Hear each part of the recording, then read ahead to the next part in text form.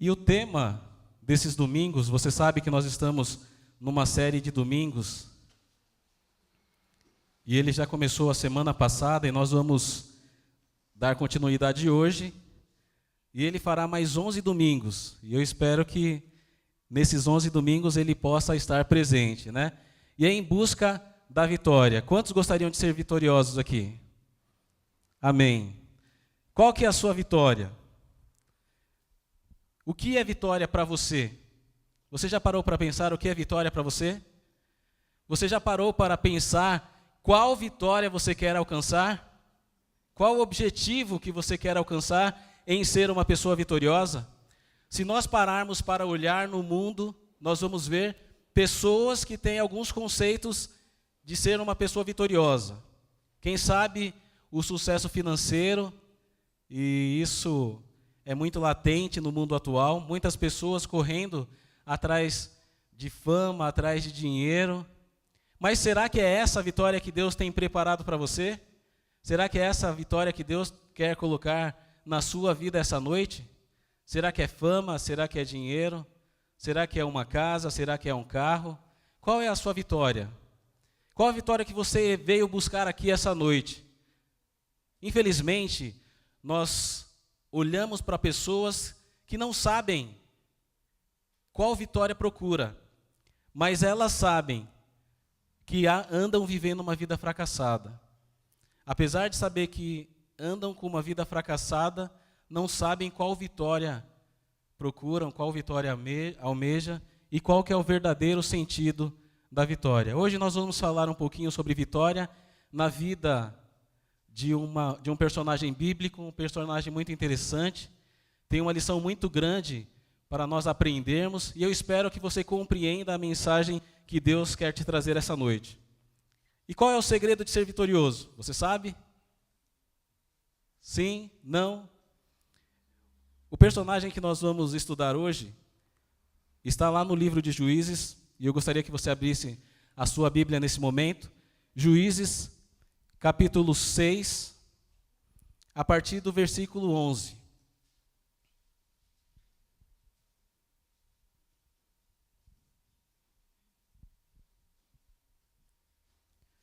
Esse assunto da vitória é um assunto muito vasto.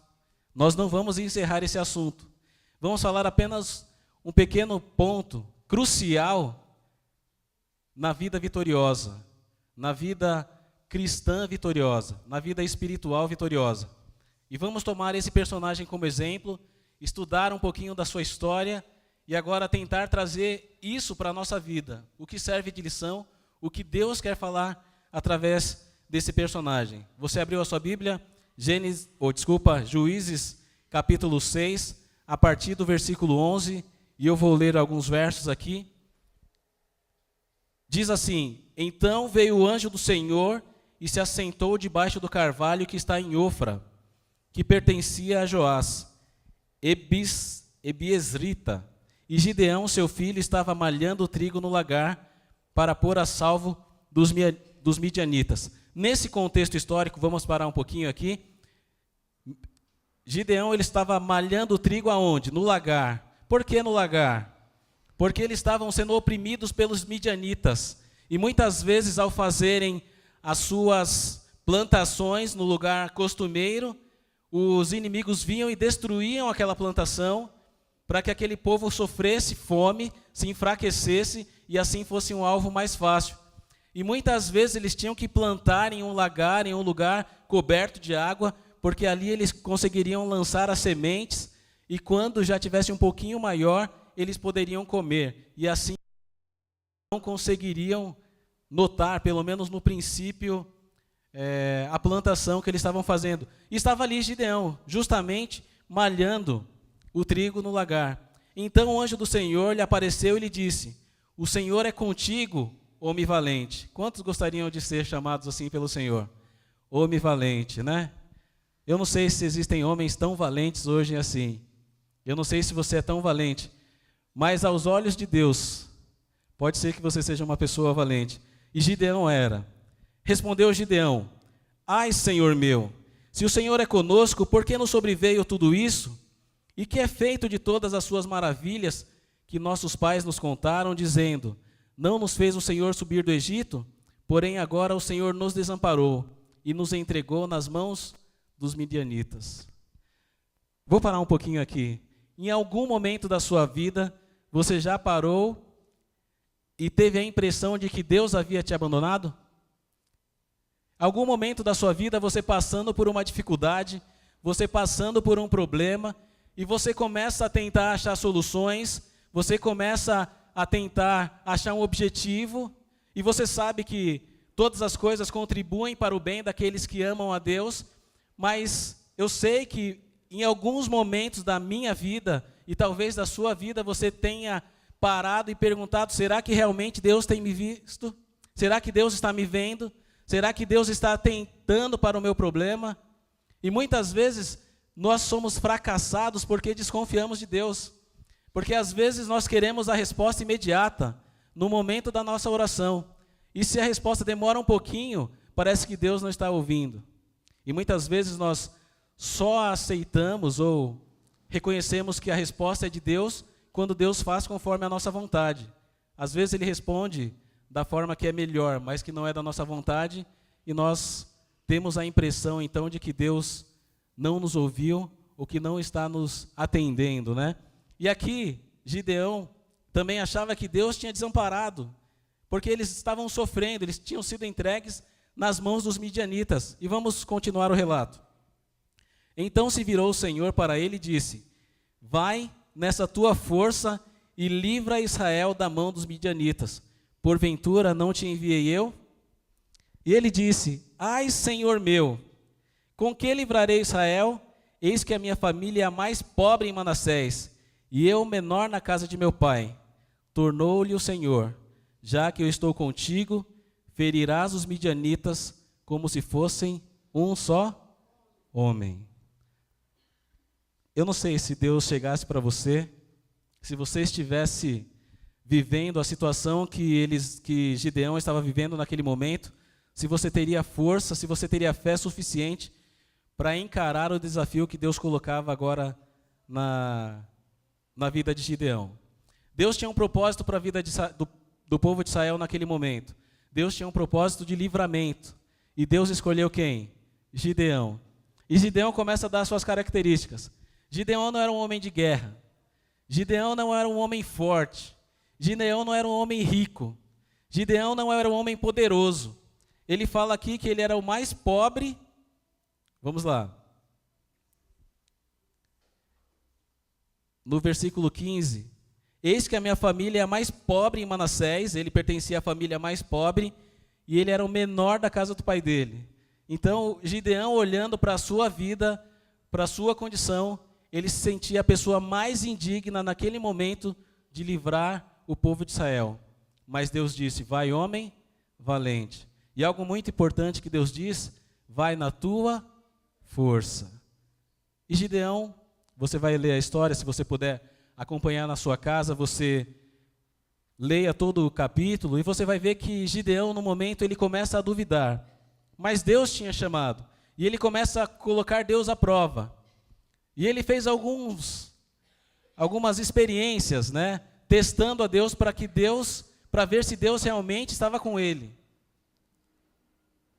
E todas as vezes que ele testou a Deus, ele obteve a resposta que Deus estava com ele. Então ele aceitou o chamado de Deus. Ele aceitou que deveria livrar o povo de Israel da mão dos midianitas. Mas agora existia uma dificuldade muito grande, porque o exército midianita era um exército muito grande. E quando ele olhou para o povo de Israel, um povo que vinha sofrendo, um povo que já estava enfraquecido naquele momento, ele viu que a quantidade de homens hábeis para a guerra era muito pequena, e ele começou a ficar preocupado, porque ele começou a olhar para quem? Para a capacidade de quem? Dos homens, e esqueceu de olhar para a capacidade de Deus. E agora ele começa a contar o povo, e nós vamos acompanhar a partir do versículo. Agora, vire a página, capítulo 7, a partir do versículo 1.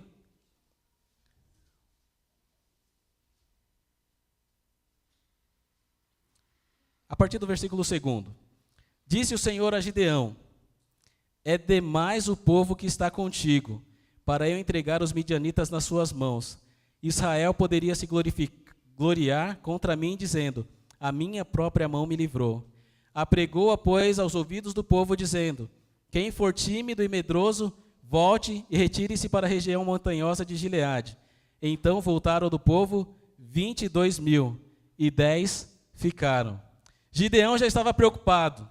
Ele olhava para o povo, para o seu exército de 32 mil homens, e ele estava preocupado, porque ele achava não era muito, na realidade ele achava que era pouca gente, poucos soldados. Como ele venceria uma batalha? E Deus, ele olha agora para o povo, para o exército, e fala: Gideão, tem muita gente aí, Gideão. Imagine Gideão: mas como, Senhor, muita gente? Gideão, tem muita gente. Se eu livrar o povo de Israel com esses 32 mil homens, vocês vão achar que foi por causa da sua força que vocês foram libertos. E agora Deus manda os tímidos e os medrosos irem embora. E a surpresa é muito grande. De 32 mil homens, 22 mil homens eram tímidos ou medrosos. E ficaram apenas 10 mil. 10 mil homens para um exército de mais ou menos 100 mil pessoas é muito ou pouco? É muito ou pouco? Pode responder. Aparentemente pouco. Aos nossos olhos humanos é pouco. Como enfrentar um exército de 100 mil pessoas com apenas 10 mil homens? Mas Deus estava no comando. Vamos continuar lendo aqui. Versículo 4. Disse mais o Senhor a Gideão: ainda há povo demais, faze-o descer as águas, e ali tus provarei. Aquele de quem eu te disser, este irá contigo, esse contigo irá. Porém, todo aquele que eu te disser, este não irá contigo, esse não irá. Fez Gideão descer os homens às águas, e então o Senhor lhe disse: todo aquele que lamber a água com a língua, como faz o cão, esse porás à parte, como também a todo aquele que se abaixar de joelhos a beber. Então, Deus fala para Gideão que ainda há muita gente. Imagine na cabeça de Gideão, apenas 10 mil homens, mas ainda é muita gente. E Deus coloca novamente à prova, e os homens que lambessem a água como um cachorro, né, se ajoelhassem e lambessem as águas, separassem de um canto, e os outros separassem do outro lado. E de repente Gideão olha, de um lado ficou 300, de outro lado ficou 9.700. E talvez na mente de Gideão, Deus ia mandar os 300 embora, e 970 Deus utilizaria para a batalha. Mas não é isso que acontece. Versículo 6. Foi o número dos que lamberam, levando a mão à boca, 300 homens, e todo o restante do povo se abaixou de joelhos a beber água. Então disse o Senhor a Gideão: com esses 300 homens que lamberam a água, eu vos livrarei, e entregarei os midianitas nas tuas mãos, pelo que a outra gente toda que se retire, cada um para o seu lugar. É só pela fé. 300 homens para enfrentar um exército. De 32 mil, sobraram apenas 300 homens.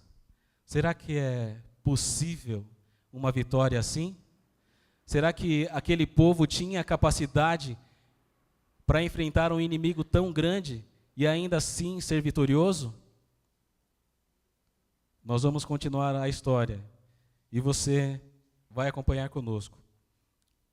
Versículo 8. Tomou o povo provisões nas mãos e as trombetas. Gideão enviou todos os homens de Israel, cada um à sua tenda. Porém, os 300 homens reteve consigo. Estava o arraial dos midianitas abaixo dele no vale. Sucedeu que naquela mesma noite o Senhor lhe disse: levanta-te e desce contra o arraial, porque eu entreguei nas tuas mãos. Se ainda temes atacar, desce tu com seu moço ao arraial, e ouvirás o que dizem. Depois, fortalecidas as tuas mãos, descerás contra o arraial. Então desceu ele com seu moço, Purá, até a vanguarda do arraial. Os midianitas, os amalequitas e todos os povos do Oriente cobriam o vale como gafanhotos, em multidão, e eram seus camelos em multidão inumerável, como a areia que há na praia do mar. Chegando, pois, Gideão, eis que certo homem estava contando um sonho ao seu companheiro e disse: tive um sonho, eis que um pão de cevada rodava contra o arraial dos midianitas, e deu de encontro à tenda do comandante, de maneira que esta caiu, e se virou de cima para baixo e ficou assim estendida. Respondeu-lhe o companheiro e disse: não é isto outra coisa senão a espada de Gideão, filho de Joás, homem israelita. Nas mãos dele entregou Deus os midianitas e todo esse arraial. Tendo ouvido Gideão contar esse sonho e o seu significado, adorou, e tornou ao arraial de Israel e disse: levantai-vos, porque o Senhor entregou o arraial dos midianitas nas nossas mãos. Então repartiu os 300 homens em 3 companhias, e deu-lhes a cada um nas suas mãos trombetas e cântaros vazios com tochas nele. Parem um pouquinho aqui. Eu não sei se você consegue imaginar essa história. Eu não sei se você consegue se colocar agora na pele de Gideão. Eram 32 mil homens. E aqui a Bíblia fala que o exército era como gafanhotos. Era como a areia do mar, que não se podia contar. Deus reduziu aquele exército para quantas pessoas? 300 homens. E aos olhos humanos parecia impossível 300 homens derrotar um exército tão grande. Mas o mais surpreendente são as armas que são usadas para a guerra. Nós acabamos de ler. Vamos lá, quem lembra? Versículo 19 no finalzinho. Opa, volta. Não é o 19 não. 16. E deu-lhes a cada um nas suas mãos o quê? Trombeta, cântaro vazio e uma tocha. Qual que é a arma de um soldado? Hoje nós temos um armamento bélico diferente daquela. Naquela época a arma do soldado era um escudo e uma espada. Normalmente um escudo e uma espada. Mas nesse exército diferenciado, Deus deu 3 armas. Uma trombeta, um cântaro, que era como se fosse um vaso, e uma tocha. Na sua mente, se você fosse Gideão, você teria fé para enfrentar? Você teria fé para enfrentar um exército tão grande? Talvez aqueles que já conhecem a história vão dizer, teria, porque nós vemos o livramento que Deus deu. Mas em sã consciência, pensando na mente humana, não olhando o aspecto divino, é loucura. Apenas uma tocha, uma trombeta e um vaso ou um cântaro. Vamos continuar. Versículo 17. E disse-lhes: olhai para mim e fazei como eu fizer. Chegando eu às imediações do arraial, como fizer eu, assim fareis. Quando eu tocar a trombeta, e todos os que comigo estiverem, então vós também tocareis a vosso redor de todo o arraial e direis: pelo Senhor e por Gideão. Chegou, pois, Gideão e os 100 homens que com ele iam às imediações do arraial, ao princípio da vigília média, havendo-se pouco tempo antes trocado as guardas, e tocaram as trombetas, e quebraram os cântaros que traziam nas mãos.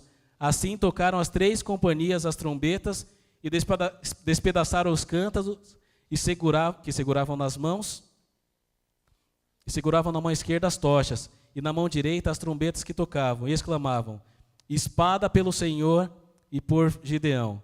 E permaneceu cada um no seu lugar, ao redor do arraial, que todo deitou a correr, e a gritar, e a fugir.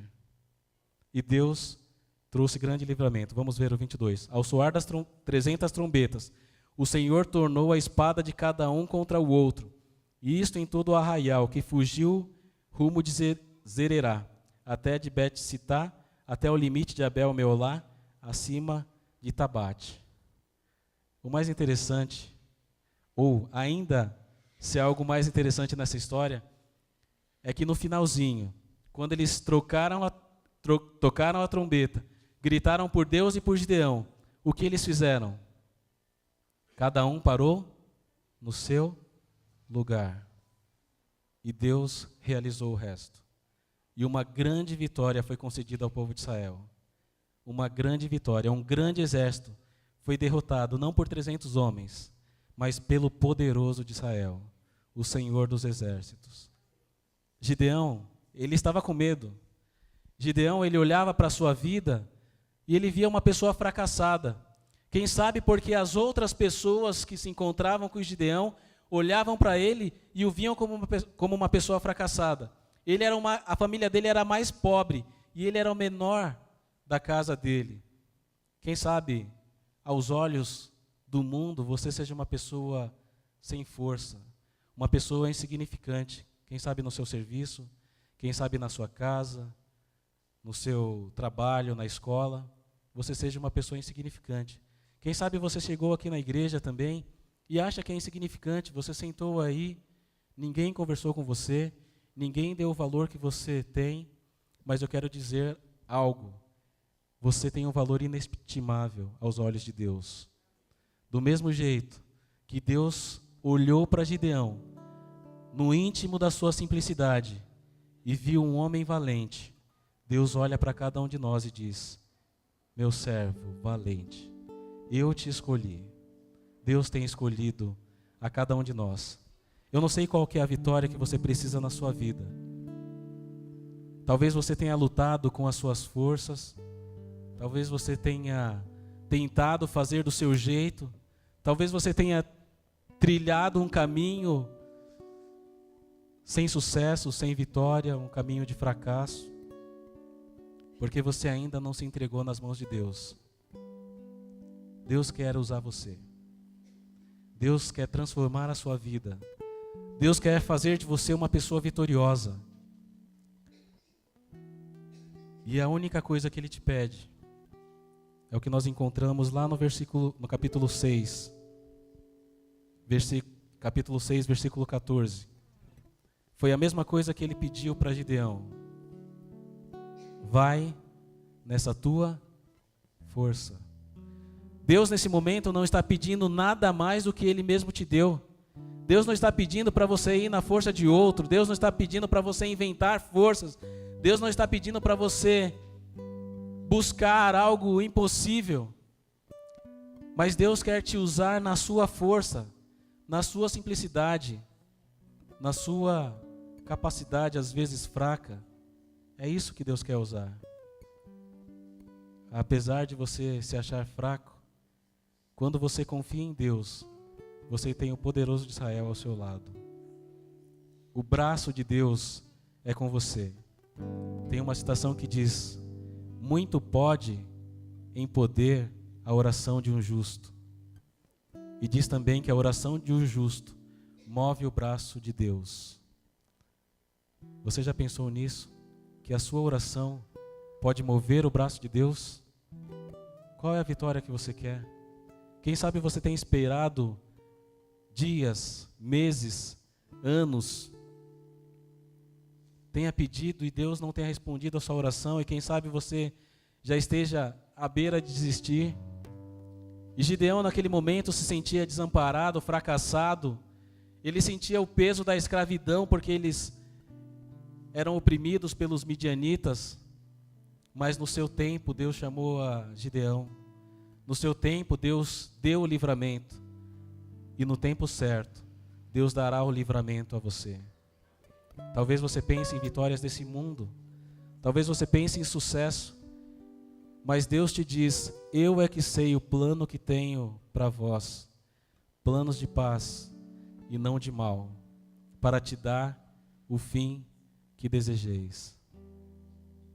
O que é impossível para Deus que Ele não possa fazer? Pense agora na sua vida, o que você precisa fazer. E pense num Deus poderoso, que tem dado vitórias a muitas pessoas, mas quer dar vitória a você também. E não apenas a vitória profissional, e não apenas a vitória no sucesso, no emprego, uma vida financeira estabilizada. Claro, Ele se preocupa com isso.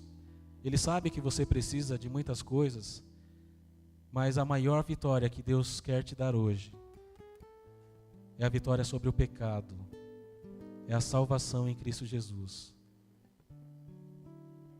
E pode ser que você ore por algumas coisas durante toda a sua vida e você não consiga, mas existe algo que Deus tem preparado para nós. É uma nova terra, um novo lar. E essa é a maior vitória. Se você olhar para o mundo, você vai ver pessoas que foram vitoriosas. Um deles, Ayrton Senna, teve tantas vitórias, mas aonde as vitórias o levaram? Quantas pessoas foram vitoriosas e onde essas vitórias o levaram? Alexandre o Grande foi vitorioso, conquistou grande parte do mundo na sua época, mas morreu jovem, vítima da bebida. Aonde a vitória dele o levou? Se você acha que isso é vitória, Deus fala, se você acha que isso é vitória, eu vou dizer uma coisa: você é muito mais do que vitorioso, porque você está no caminho certo, você está procurando a Deus, e Deus, Ele quer honrar a sua fé, Ele quer fazer de você uma pessoa abençoada, uma pessoa vitoriosa. Mas agora pare de olhar para a sua força e dizer que você é fraco. Confie no poder de Deus. Ele pode remover barreiras para libertar você, para transformar a sua vida. É fácil? Não é fácil, mas devemos confiar. Eu lembrei de uma história aqui, e eu gostaria de contar para que fosse um exemplo para você. Um dia eu estava triste. Existem dias que você está feliz, existem dias que você está mais para baixo. E eu estava num dia triste, bem triste. As coisas não estavam indo muito bem. A vida financeira não estava indo muito bem. Talvez lá em casa também não tivesse as mil maravilhas. E aquele dia eu estava triste. E meu pai sempre ia trabalhar comigo, já faz alguns anos. E chegou a hora de trabalhar, eu falei: pai, pode ir que eu vou ficar mais um pouco. E aquele dia eu me ajoelhei, comecei a conversar com Deus e falei que estava muito difícil. Estava muito difícil, não estava conseguindo suportar. Não sabia o porquê de tantos problemas, de tantas dificuldades. E aí, de repente, eu abri a Bíblia no livro de Abacuque. E eu quero que você abra a sua Bíblia no livro de Abacuque.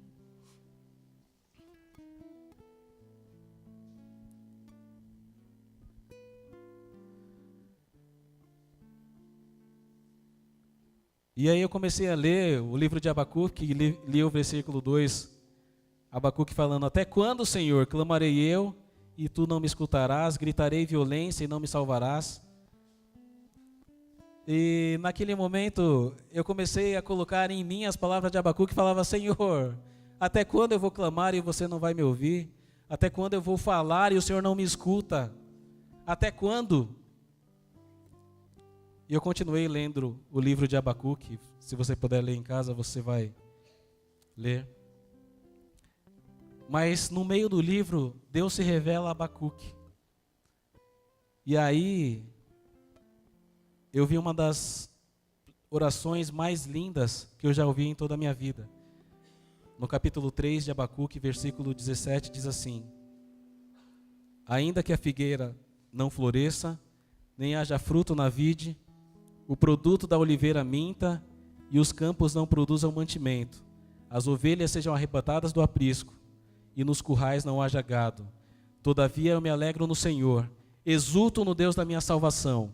O Senhor Deus é a minha força, e faz os meus pés como os da corça, e me faz andar nos lugares altos. Amém?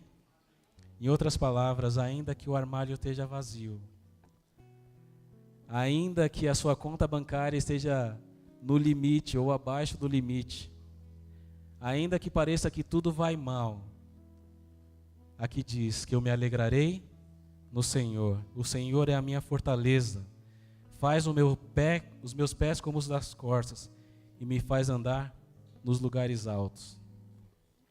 E aquilo me trouxe uma paz muito grande.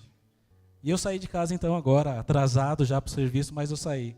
E quando eu saí tinha umas pessoas gritando na rua, uma multidão ali, multidão não, né?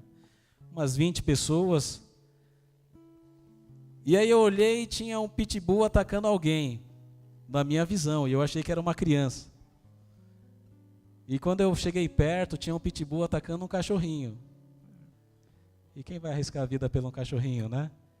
se bem que nós precisamos cuidar bem dos animais. Mas a minha preocupação maior foi que estava o cachorrinho e a dona do cachorro desmaiada do lado dele. Acho que vendo aquela cena desmaiou, e a preocupação agora de ele acabar com o cachorro e agora atacar a dona. E eu não sei como. Eu passei pelo meio das pessoas ali e eu segurei no pelo do cachorro, um cachorro grande, forte, você conhece o pitbull. E eu segurei no pelo do cachorro e ele tentou se virar e ele não se virou. E eu comecei a caminhar com ele pela rua. E até que chegou numa casa, a mulher falou, é meu. E eu coloquei ele ali, ela fechou o portão. E eu fui embora. E depois eu comecei a pensar, né? Eu fiz aquilo sem saber o que estava fazendo. Depois eu comecei a pensar em tudo aquilo que tinha acontecido e minha perna começou a tremer. O pessoal é exagerado, falou que o cachorrinho que eu salvei começou a latir e eu corri. Mas eu acho que essa parte é mentira. Mas eu sei que, de alguma forma, Deus queria mostrar, não porque eu sou corajoso, e eu não sou mesmo, quem me conhece sabe disso, mas porque Deus queria mostrar que se nós nos entregarmos a Ele, grandes coisas Ele pode realizar através da nossa vida. Deus queria mostrar que apesar da nossa fraqueza, apesar da nossa insuficiência, Deus é grandioso, poderoso, o Deus do impossível. E tenha certeza, pela fé, tudo Ele fará. Basta você confiar. Existe uma música, um hino, já não está mais no inário, mas diz assim, ainda que todos te abandonem, Ele não te deixará. Ainda que todos te neguem, Ele não te negará. Ainda que o mundo inteiro se levante contra você, o Senhor será contigo e você irá vencer. Que realmente possamos confiar nesse Deus, entregar as nossas vidas nas suas mãos e vivermos de acordo com a sua vontade. E um dia Jesus voltará e dirá, vinde benditos de meu Pai, possuir por herança o reino que está preparado para vós desde a fundação do mundo. Que nós possamos ouvir essa palavra do Mestre. Que realmente seja o nosso desejo e o desejo do nosso coração, sermos vitoriosos, mas não aos nossos olhos, mas aos olhos de Deus, aquele que pode fazer maravilhas em nossas mãos. Nesse momento nós vamos ouvir uma